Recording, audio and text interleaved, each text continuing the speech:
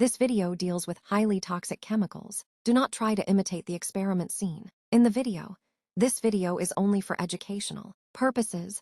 All the information I shared here is readily available on Wikipedia, YouTube, and books. Today, we will be making KCN from this potassium ferrocyanide.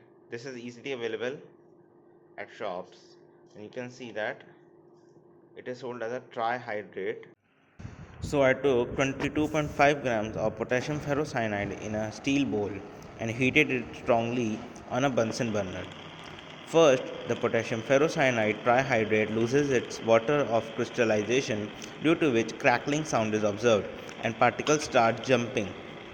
So I covered it. As it dehydrated, it turns yellow, and afterwards, on further heating, it starts turning black. This is due to the formation of iron carbide. I heated, I heated the mixture strongly with a blowtorch to complete the reaction.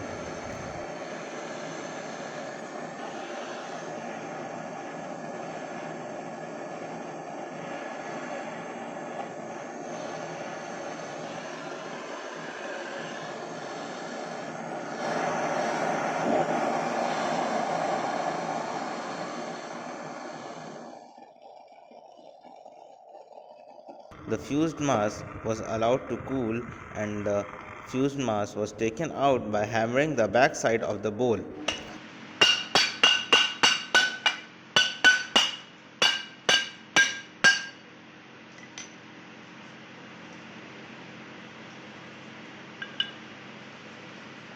The chunks were crushed by hammering between the folds of a newspaper.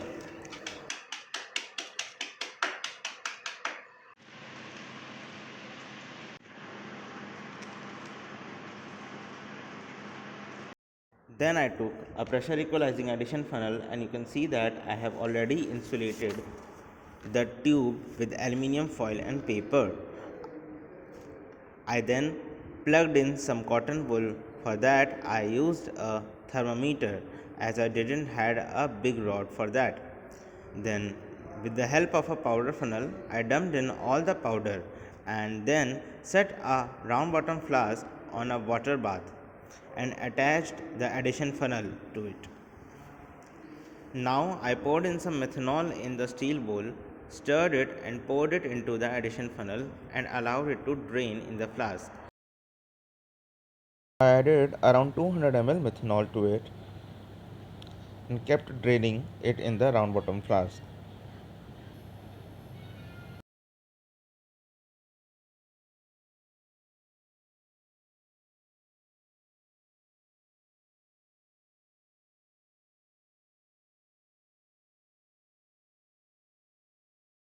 I used a whiteboard marker to mark the top layer of solid. KCN is slightly soluble in methanol, so I have to run many cycles to completely extract it. I placed a condenser on top of the addition funnel and started heating the water bath. The methanol gets refluxed and falls in the addition funnel and then gets drained back. I insulated the flask with a small towel and secured it in place with some aluminium foil. I close the stopcock. Now methanol starts collecting in the addition funnel. Then the stopcock is opened just to drip few drops, such that rate of reflux matches the drip rate, and you can see that level of solid has decreased.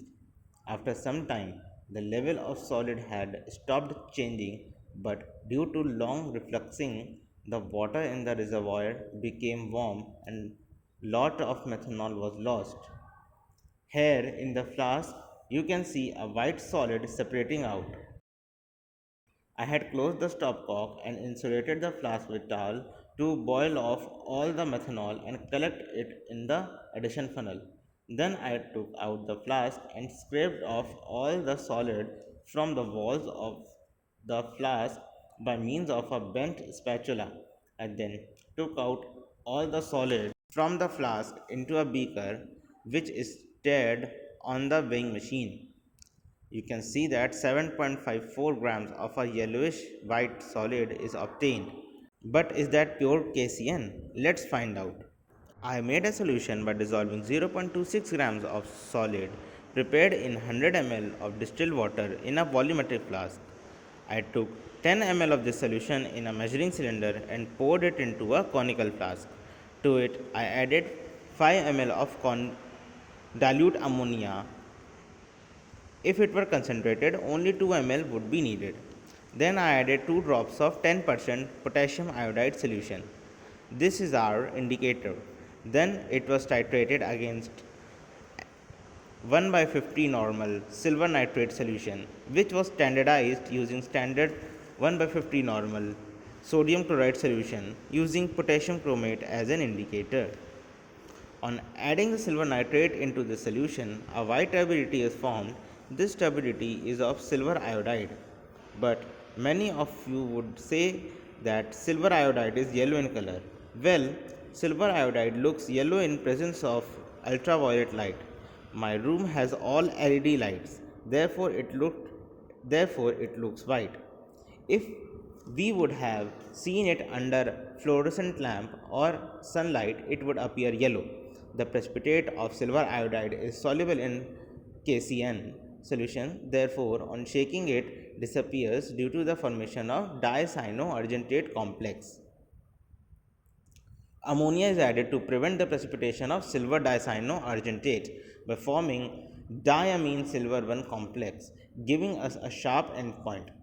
When all the Cn minus ions have reacted with Ag plus ions, excess of Ag plus ions form insoluble silver iodide, giving a permanent turbidity. This is the endpoint. This process is repeated carefully to give two concordant readings. Thus, according to the equation N1V1 equals to N2V2, we calculate normality of KCN solution, and then we can find out the weight of the KCN per 100 ml of solution. Then we use this equation, which is experimental weight divided by measured weight multiplied by 100. This gives the percentage purity. In this case, it comes 56.7%. I again performed this reaction. The second time I got 4.44 gram of compound with 36% purity. I don't know why my product is so impure, and yield is also too low. If anyone knows, please write down in the comment. I would like to mention that in my previous video, the NaCN that I prepared from urea is only 13.8% pure. Does heating with blowtorch destroy my product? Now let's do the qualitative test for Cn minus ions. On the left, I have an impure ferrous sulfate solution. This ferrous sulfate is old and some is oxidized to ferric sulfate. We need both ferrous and ferric ions in solution to form Prussian blue. I have dissolved only a small crystal of this. To it, I added few drops of dilute sulfuric acid. Now, if we add the KCN solution to the ferrous sulfate solution, Prussian blue will not form, as Cn minus are required in excess in comparison to ferrous ions. So, if we add ferrous sulfate solution into the Cn minus solution, slowly Prussian blue is formed. Our percent yield of pure KCN is 29% for first reaction and 19.5% for the second reaction, which is pathetic. Thanks for watching. Please hype this video by clicking the hype button to improve this video's reach.